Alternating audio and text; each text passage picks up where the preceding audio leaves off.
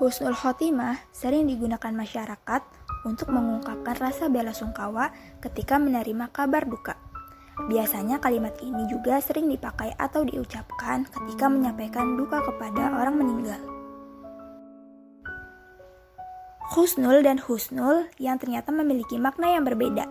Bahkan makna husnul dan husnul sangatlah bertolak belakang. Husnul memiliki arti hina, sedangkan husnul memiliki arti baik.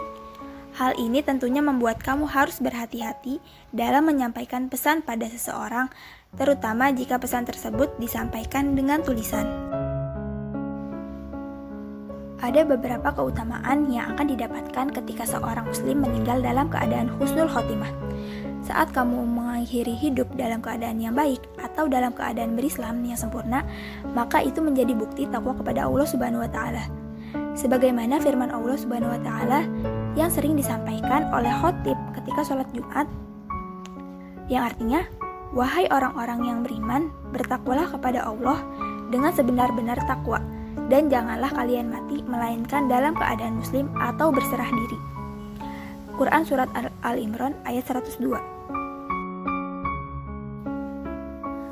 Ketika seseorang berakhir dalam keadaan yang baik, maka ia akan diberikan taufik untuk menjauhi semua yang dilarang oleh Allah Subhanahu wa taala. Sebagaimana hadis Nabi Shallallahu alaihi wasallam dari Anas bin Malik radhiyallahu anhu, ia berkata, Rasulullah Shallallahu alaihi wasallam bersabda, apabila Allah menghendaki kebaikan pada hambanya, maka Allah memanfaatkannya. Para sahabat bertanya, bagaimana Allah akan memanfaatkannya? Rasulullah menjawab, Allah akan memberinya taufik untuk beramal soleh sebelum dia meninggal. Hadis riwayat Imam Ahmad, Tirmizi, dan disahihkan Al-Hakim dalam Mustadrak.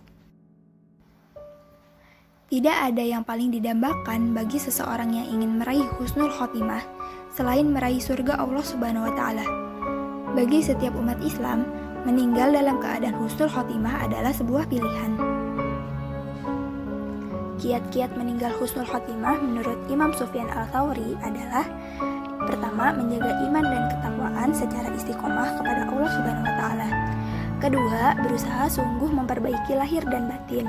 Ketiga, senantiasa berdoa kepada Allah agar diwafatkan dalam keadaan iman.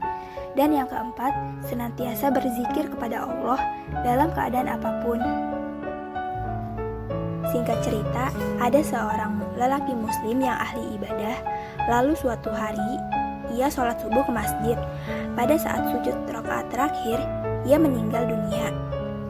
Dari singkat cerita tersebut, kita benar-benar diuji di dunia untuk menjadi ahli ibadah agar meninggal dalam keadaan husnul khotimah. Doa mohon husnul khotimah. Bismillahirrahmanirrahim.